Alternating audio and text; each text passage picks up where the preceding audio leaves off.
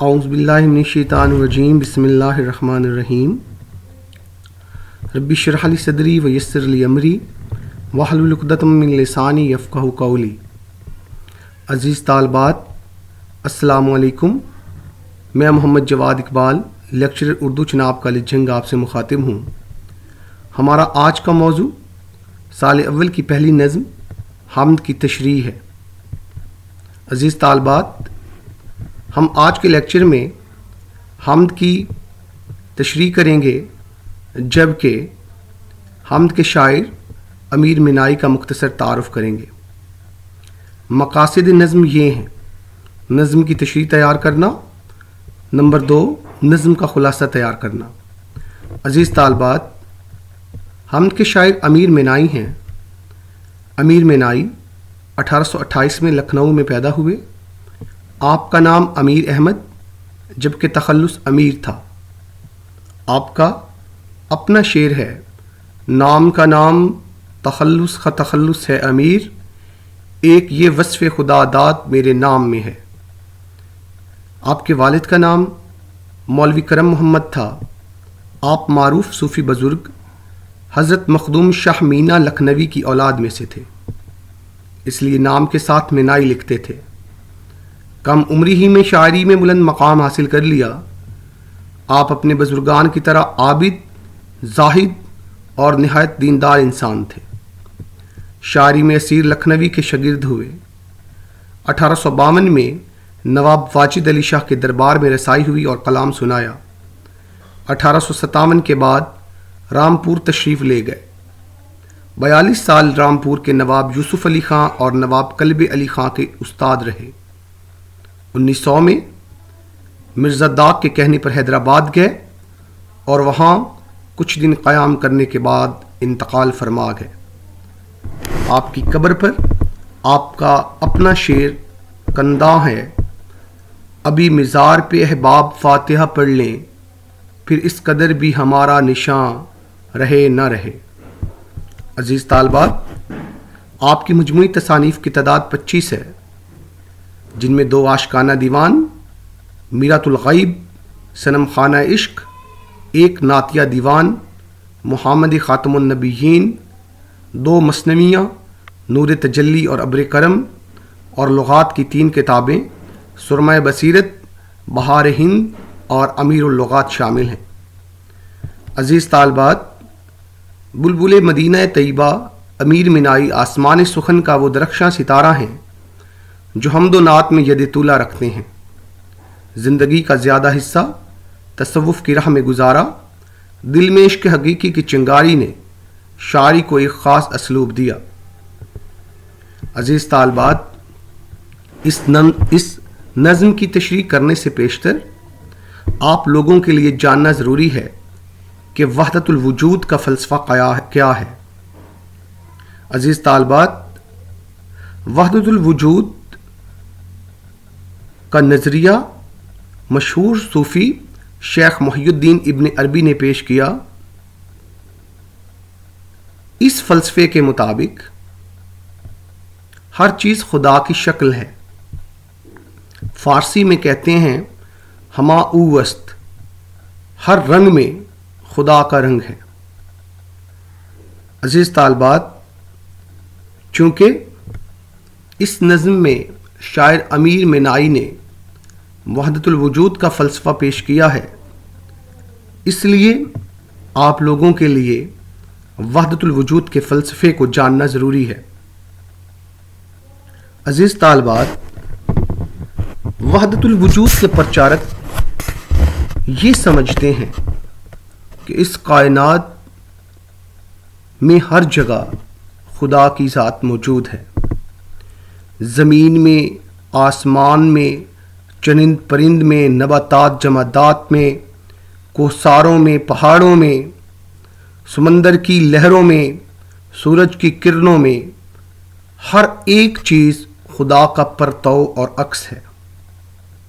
عزیز طالبات، اس نظم میں امیر مینائی وحدت الوجود کا فلسفہ پیش کرتے دکھائی دیتے ہیں۔ اس فلسفے کے مخالف دوسرا فلسفہ وحدت الشہود کا فلسفہ ہے جو مجدد الافسانی شیخ احمد سرہندی نے پیش کیا۔ اس فلسفے کے مطابق ہما از او است، یعنی ہر چیز خدا کی وجہ سے ہے۔ عزیز طالبات، اس نظم کی تشریح کرنے سے پیشتر آپ یہ پیراگراف یاد کر لیں۔ اس نظم کی تشریح کے کسی بھی شعر میں آپ یہ پیراگراف لکھ سکتے ہیں۔ اللہ کی تعریف بیان کرنا ہر ایک کے بس کی بات نہیں، اس کے لیے دل میں پاکیزگی اور الفاظ میں شائستگی کا ہونا ضروری ہے۔ اس نظم میں وحدت الوجود کے نظریے کو بنیاد بنا کر یہ بتایا گیا ہے کہ اللہ تعالیٰ اس کائنات کے ہر رنگ میں موجود ہے۔ بقول شاعر، غور سے جس شے کو دیکھا تو نظر آیا مجھے، تو ہر ایک گل میں برنگ بو نظر آیا مجھے۔ عزیز طالبات، اب ہم اس نظم کے اشعار کی تشریح کی طرف آتے ہیں۔ اس نظم کا پہلا شعر ہے: دوسرا کون ہے جہاں تو ہے، کون جانے تجھے کہاں تو ہے۔ عزیز طالبات، پہلے مصرع میں جہاں کا لفظ دو معنوں میں استعمال ہوا ہے، جہاں جگہ کے طور پر اور جہاں دنیا کے طور پر۔ دنیا یا سنسار۔ عزیز طالبات، اس شعر کا مفہوم کچھ یوں ہوگا: اے اللہ، تیرے جیسی فضیلت اور بزرگی کسی اور کو حاصل نہیں، اور کوئی تیرے مقام و مرتبے کا اندازہ نہیں کر سکتا۔ عزیز طالبات،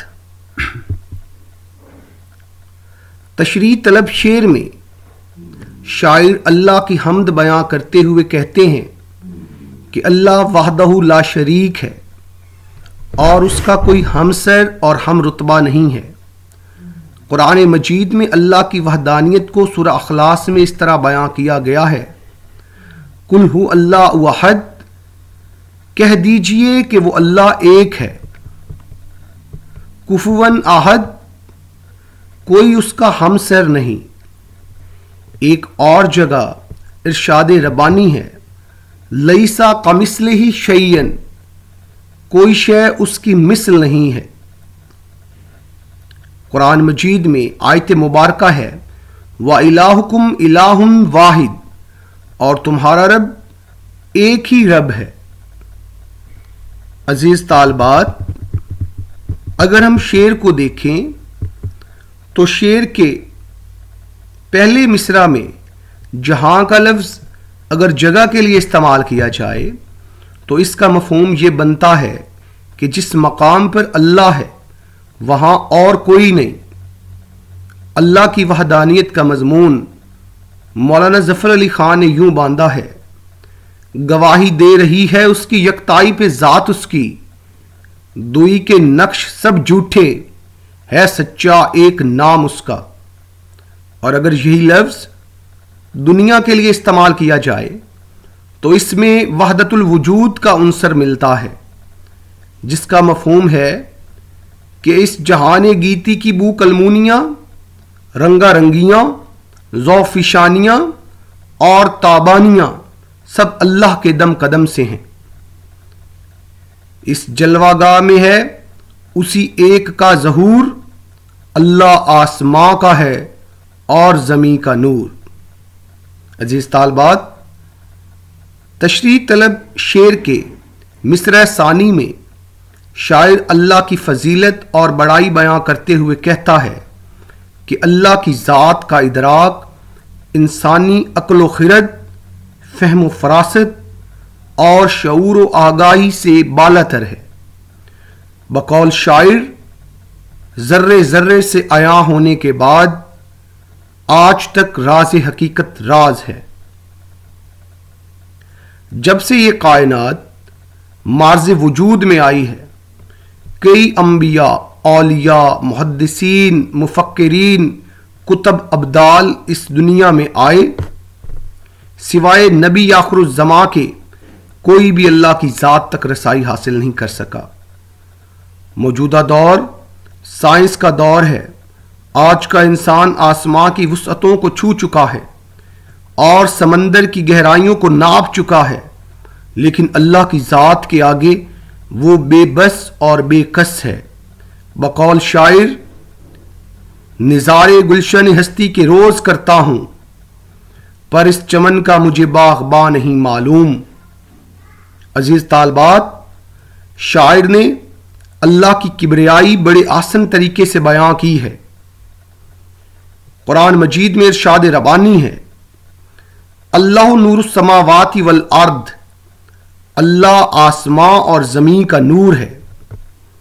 عزیز طالبات، اس شعر میں شاعر نے اللہ کی وحدانیت اور کبریائی کا مضمون باندھا ہے۔ اب ہم اس شعر کے متبادل اشعار کو ایک دفعہ پھر دہراتے ہیں۔ اس جلوہ گاہ میں ہے اسی ایک کا ظہور، اللہ آسماں کا ہے اور زمین کا نور۔ مولانا ظفر علی خان کا مشہور شعر گواہی دے رہی ہے اس کی یکتائی پہ ذات اس کی، دوئی کے نقش سب جھوٹے، ہے سچا ایک نام اس کا۔ ذرے ذرے سے عیاں ہونے کے بعد آج تک راز حقیقت راز ہے۔ نظارے گلشن ہستی کے روز کرتا ہوں، پر اس چمن کا مجھے باغباں نہیں معلوم۔ یہاں بھی تو وہاں بھی تو، زمیں تیری فلک تیرا، کہیں ہم نے پتہ پایا نہ ہرگز آج تک تیرا۔ عزیز طالبات، اب ہم اس نظم کے دوسرے شعر کے تشریح کی طرف آتے ہیں۔ لاکھ پردوں میں ہے تو بے پردہ، لاکھ پردوں میں تو ہے بے پردہ، 100 نشانوں پہ بے نشاں تو ہے۔ عزیز طالبات، اس شعر کا مفہوم یوں بنے گا، اے اللہ تو لاکھ پردوں میں بھی بے پردہ ہے، یعنی ظاہری آنکھ سے چھپا ہے لیکن باطنی آنکھ سے دکھائی دیتا ہے، اور 100 نشانوں پہ بھی بے نشاں ہے، یعنی تو ہمیں دکھائی نہیں دیتا۔ اس شعر کا مفہوم، اے اللہ تو لاکھ پردوں میں چھپا ہونے کے باوجود صاف دکھائی دے رہا ہے، اگرچہ کائنات کے ذرے ذرے میں تیری ذات ہے، لیکن ظاہری طور پر تو نظر نہ آنے والا ہے۔ عزیز طالبات، شاعر نے اس شعر میں وحدت الوجود کا فلسفہ بیان کیا ہے۔ اللہ مظاہر قدرت میں اس طرح ہے جیسے پھول میں خوشبو۔ عزیز طالبات، اب ہم اس شعر کی تشریح کرتے ہیں۔ تشریح طلب شعر میں شاعر نے مشہور زمانہ فلسفہ وحدت الوجود بیان کیا ہے۔ امیر منائی فلسفہ وحدت الوجود کے قائل تھے۔ یہ فلسفہ مشہور صوفی بزرگ محی الدین ابن عربی نے پیش کیا۔ اس فلسفے کی روح سے اس کائنات میں ہر وجود اللہ کے وجود کا عکاس ہے۔ بقول شاعر، جلوے میری نگاہ میں کونوں مقاں کے ہیں، مجھ سے کہاں چھپیں گے وہ ایسے کہاں کے ہیں۔ امیر منائی بیان کرتے ہیں کہ اللہ تعالیٰ کی ذات اس کائنات کے ذرے ذرے سے عیاں دکھائی دیتی ہے، لیکن اس کو دیکھنے کے لیے دیدہ بینا چاہیے۔ بقول اقبال، ظاہر کی آنکھ سے نہ تماشا کرے کوئی، ہو دیکھنا تو دیدہ دل وا کرے کوئی۔ شاعر بتاتے ہیں کہ بظاہر تو اللہ کا کوئی نشان ہمیں دکھائی نہیں دیتا، لیکن اس دنیا میں موجود ہر شے اللہ کی ذات کی مظہر ہے۔ اس کائنات میں جگہ جگہ ایسے نظارے ہیں جو اللہ کی ذات بے نشان کا نشان دیتے ہیں۔ بقول شاعر، ہر ایک ذرہ فضا کا داستان اس کی سناتا ہے، ہر ایک جھونکا ہوا کا آکے دیتا ہے پیام اس کا۔ اگر ہم بغور دیکھیں تو اس کائنات کی ہر شے میں اللہ کا وجود ہے۔ تاروں کی چمک،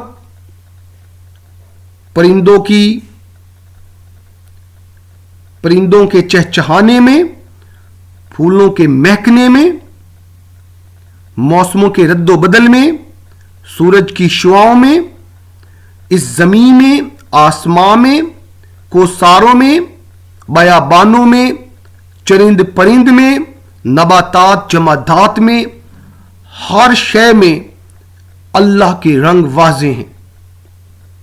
شاعر نے شعر میں وحدت الوجود کا فلسفہ بیان کر کے یہ ثابت کیا ہے کہ اللہ مظاہر قدرت میں اس طرح موجود ہے جس طرح پھول میں خوشبو موجود ہوتی ہے۔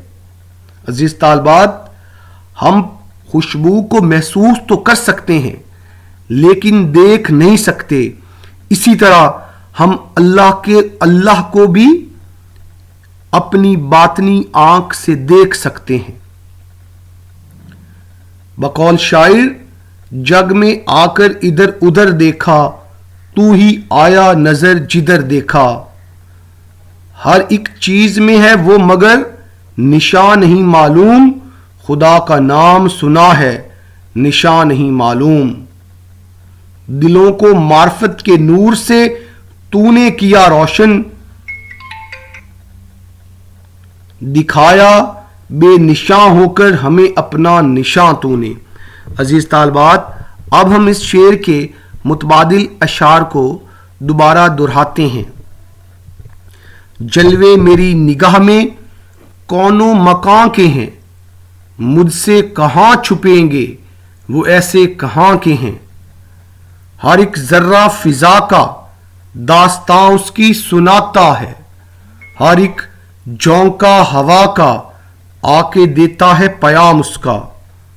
ظاہر کی آنکھ سے نہ تماشا کرے کوئی، وہ دیکھنا تو دیدہ دل وا کرے کوئی۔